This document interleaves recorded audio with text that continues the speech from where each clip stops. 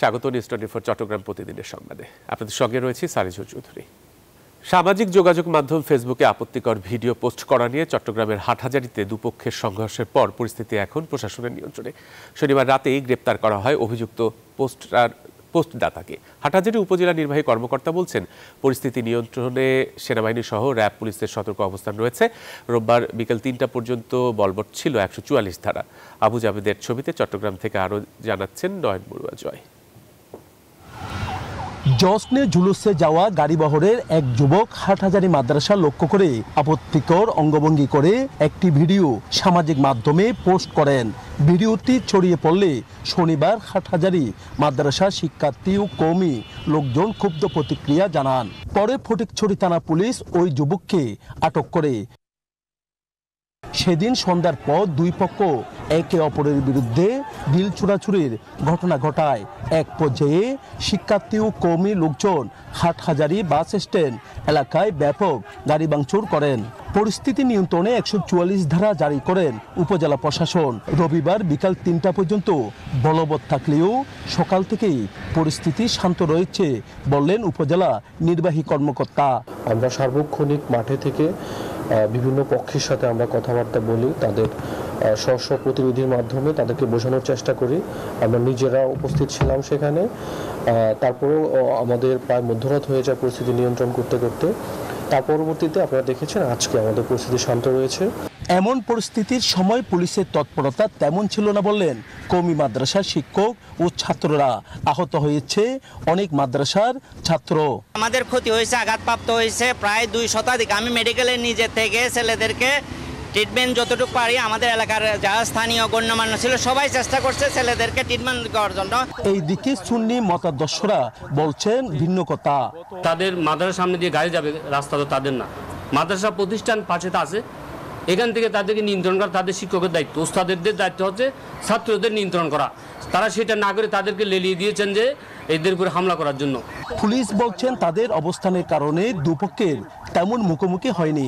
এই ঘটনায় জড়িতদের তদন্ত শুরু করেছে বললেন পুলিশের এই কর্মকর্তা। স্থানীয় নেতৃবৃন্দ আছেন, তাদেরকে নিয়ে আমরা এই পরিস্থিতি অবশ্যই আমরা নিয়ন্ত্রণ নিয়েছিলাম যাতে উভয় পক্ষ মুখোমুখি সংঘর্ষে লিপ্ত না হয়। রাত 1:30টার পর থেকে এখন পর্যন্ত কিন্তু পরিস্থিতি সম্পূর্ণ স্বাভাবিক আছে। আচ্ছা, এই ঘটনায় কি কোনো মামলা হয়েছে?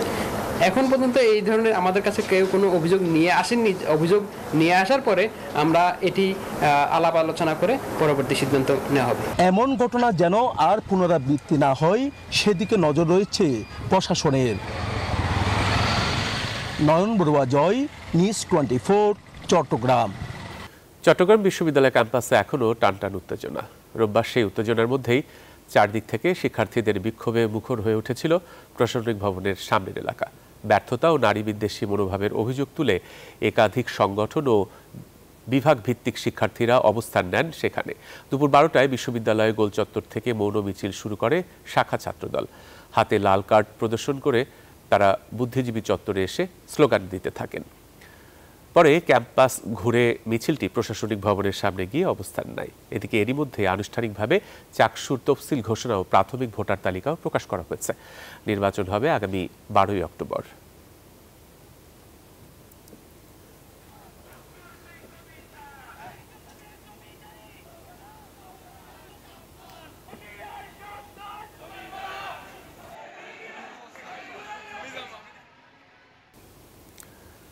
চট্টগ্রাম বিশ্ববিদ্যালয়ের সার্বিক পরিস্থিতির খবর জানাতে এখন আমাদের সঙ্গে যুক্ত হচ্ছেন সহকর্মী তামিম আহমেদ শরীফ। শরীফ, আমরা এর আগেই আমাদের প্রতিবেদনে যেমনটি জানছিলাম যে দিনভর বেশ উত্তপ্ত ছিল চট্টগ্রাম বিশ্ববিদ্যালয়। তো বর্তমানে পরিস্থিতি কেমন আছে, কি অবস্থা সেখানকার?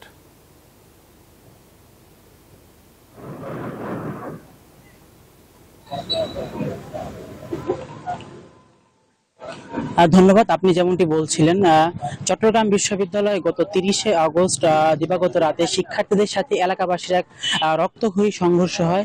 সেই সংঘর্ষ 31 আগস্ট সারাদিন ব্যাপী হয়।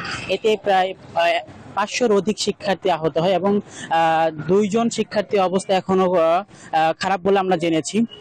আমরা একটু জানিয়ে রাখি যে এই ঘটনার পর থেকে শিক্ষার্থীদের সাথে এলাকাবাসীদের রক্তক্ষয়ী সংঘর্ষের পর থেকে বিশ্ববিদ্যালয় কিছুটা উত্তাল হয়ে আছে।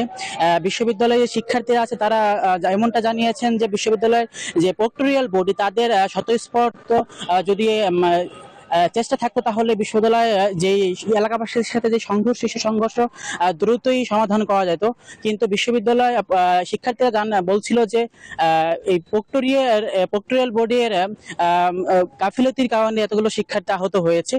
আর এরপর থেকে আমরা দেখছি যে বিশ্ববিদ্যালয় শিক্ষার্থীদের মধ্যে মিশ্র প্রতিক্রিয়া দেখা যাচ্ছে।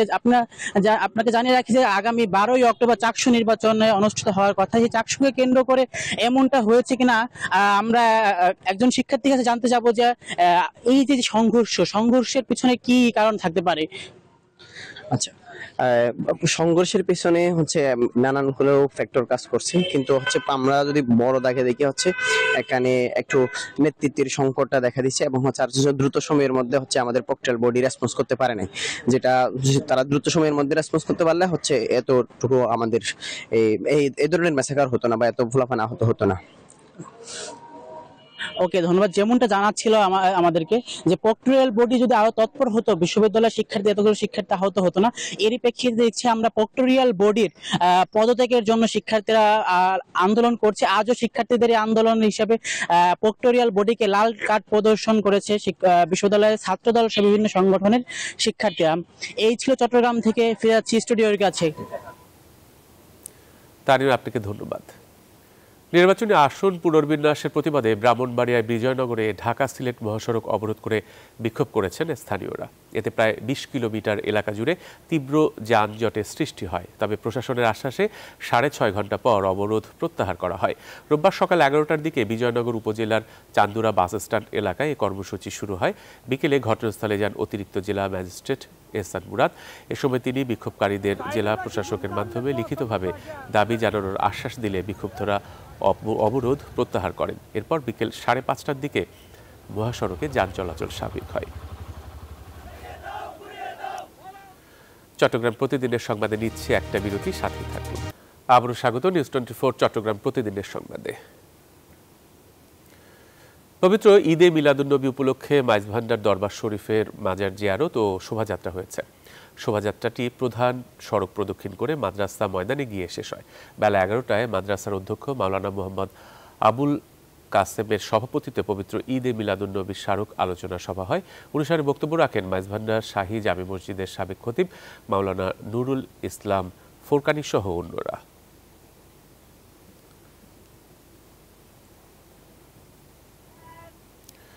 নোয়াখালীর সুবর্ণচর উপজেলার 2টি ইউনিয়ন নদী ভাঙন আতঙ্কে লাখো পরিবার ভেঙে ফেলা হচ্ছে সেখানকার একটি আশ্রয় কেন্দ্র। বিস্তারিত জানাতে যুক্ত হচ্ছেন আকবর হোসেন সোহাগ।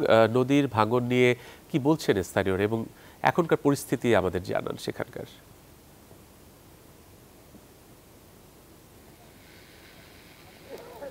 জি ধন্যবাদ জহুর, আপনি যেমনটা জানতে চেয়েছেন। আমি আছি নোয়াখালী সুবর্ণচরের এটি মোহাম্মদপুর ইউনিয়ন এবং চরকলাক ইউনিয়নের মধ্যবর্তী একটি এলাকা। এটি কাটাখাল ঘাট নামে পরিচিত। এই ঘাটটি এই এলাকাতে প্রায় 10 বছর থেকে এখানে হাজার হাজার একর জমি পানিতে ডুবে গেছে এবং নদী ভাঙ্গনের কবলে পড়েছে। এখানে এই মানুষের একমাত্র আশ্রয় কেন্দ্রটি আছিল। এই আশ্রয় কেন্দ্রটি এখন ভেঙে ফেলা হচ্ছে। এটা নদীর গর্ভে বিলীন হয়ে যাচ্ছে। আপনাকে দেখাতে চাচ্ছি যে এখানে বিলীন হয়ে যাচ্ছে। এখানে গত 10 বছরের অন্তর হাজার হাজার কৃষি জমি নষ্ট হয়ে গেছে। তো আমি কথা বলবো এখানে একজন স্থানীয় ভুক্তভোগী এলাকাবাসীর সাথে। জি, আসলে আপনারা কি দাবি, আপনারা এই ভাঙ্গন নিয়ে আপনারা কি বক্তব্য? আমাদের এখানে সুবর্ণচরের দক্ষিণ অঞ্চলে মোহাম্মদপুর সরকালাক দুটার মাঝখানে বিশাল জমি হাজার হাজার একর চলে গেছে, নদী বিলীন হয়ে গেছে। আমাদের এখানে ভিতরে প্রায় 2 থেকে 2.5 লক্ষ লোক এখন আতঙ্ক অবস্থায় আছে। আমাদের শেষ আশ্রয় এই যে স্কুলটা ছিল ভবন আশ্রয় কেন্দ্র, ওইটাও আপনারা দেখতেছেন ভেঙে পড়ে যাইতেছে। এবং আপনাদের কি দাবি এখন আমাদের সরকারের কাছে আমাদের দাবি, আমাদের এখানে ব্লক দিয়ে আমাদের নদীটা যদি প্রতিরোধ ভাঙ্গাটা বন্ধ না করে তাহলে উত্তর পাশে হাজার হাজার লক্ষ লক্ষ মানুষ ক্ষতিগ্রস্ত হবে। ধন্যবাদ। হ্যাঁ, আপনি শুনছেন যে এখানে আসলে তারা সরকারের কাছে এবং পাশাপাশি এখানে ছাত্রদলের কেন্দ্রীয় সাধারণ সম্পাদক নাসিরউদ্দিনের কাছে তারা দাবি জানিয়েছেন যে এই ভাঙ্গন প্রতিরোধ তারা ব্যবস্থা নেওয়ার জন্য দাবি জানিয়েছেন। এই ছিল আমার কাছে নোয়াখালীর মেঘনার থেকে সবশেষ ফিরছি স্টুডিওতে জহুর। আকবর, আপনাকে ধন্যবাদ। ঢাকা চট্টগ্রাম মহাসড়কের ফেনীর লেমুয়া হাফেজিয়া লালপুর এলাকায় সড়ক দুর্ঘটনায় 2 জন নিহত হওয়ার খবর পাওয়া গেছে। এ সময় আহত হয়েছেন 1 জন। রোববার ভোরে এই দুর্ঘটনাটি ঘটে। পুলিশ ও ফায়ার সার্ভিস জানায়, শ্যামলী পরিবহনের একটি বাস ফেনীর দিকে আসছিল। নিয়ন্ত্রণ হারিয়ে প্রতিমধ্যে দাঁড়িয়ে থাকা একটি ট্রাকের পেছনে ধাক্কা দেয়। এতে ঘটনাস্থলে 1 জন নিহত হন এবং 2 জন আহত হন। আহতদের হাসপাতালে নিলে চিকিৎসক আরও 1 জনকে মৃত ঘোষণা করেন।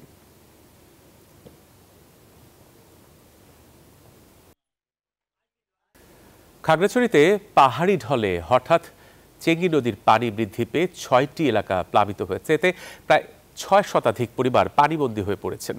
সেখানকার খবর জানিয়েছেন আমাদের সহকর্মী মোহাম্মদ জহুরুল আলম। খাগড়াছড়িতে হঠাৎ করে গতকাল রাতে প্রবল বৃষ্টিপাত হওয়ায় এখানে চেঙ্গি নদীর পানি বেড়ে গিয়ে পাহাড়ি ঢলে এখানকার 6টি এলাকার নির্মাঞ্চল পানিতে ডুবে গেছে। এদের মধ্যে 6 শতাধিক পরিবার এখনো পানির নিচে রয়েছে। হঠাৎ করে পানি হওয়ায় এখানকার পরিবার যেগুলো রয়েছে সেসব পরিবারগুলো দিশাহারা হয়ে পড়ে। বিশেষ করে গরু ছাগল নিয়ে তারা সকালবেলা দৌড়াদৌড়ি শুরু করে দেয়। হঠাৎ এরকম পানি উঠায় এখানকার যারা পরিবারগুলো রয়েছে যেগুলো পানিতে ডুবা রয়েছে সেসব গ্রামগুলোর মধ্যে রয়েছে এখানে মেহেদিবাগ, এখানে শান্তিনগর, এখানে শব্দমিয়াপাড়া, ফুটবিল সহ হেডম্যানপাড়া সহ বেশ নির্মাঞ্চলগুলো তো পানিতে ডুবে গেছে। এখানে যে আশেপাশে যে এই দোকানপাটগুলো ছিল সবগুলো এখন পানিতে ডুবে আছে। সকাল থেকে পানি ধীর গতিতে নামলেও এখন একটু পানি কমতে শুরু করেছে। ফলে এখানকার যারা পানিতে ডুবে গেছে তাদের পরিবারগুলো এখন তাদের ঘর ধোয়া মোছার কাজে আছে। তার কাছ থেকে একটু জানতে চাইবো, এখানে পানি উঠাতে আপনার কি পরিমাণ ক্ষতি হয়েছে আপনার? আমাদের দোকানের অনেক মালামাল ছিল, হঠাৎ সকালে ঘুম থেকে বের হয়ে দেখে হঠাৎ পানি দোকানে পানি ঢুকে জিনিসপত্র সব নষ্ট হয়ে গেল। তিনি জানিয়েছেন যে এখানে তারা পানিতে ডুবে যে ক্ষতি হয়েছে এখন তাদের বাড়িঘরগুলো তারা নিজেরাই পরিষ্কার করছেন। খাগড়াছড়ির সেই গরুবাজার এলাকা থেকে সর্বশেষ বন্যার পরিস্থিতি ছিল আমার এই। আর এই ছিল আজকের মতো নিউজ 24 চট্টগ্রাম প্রতিদিনের সংবাদে। এতক্ষণ সাথে থাকায় সবাইকে ধন্যবাদ।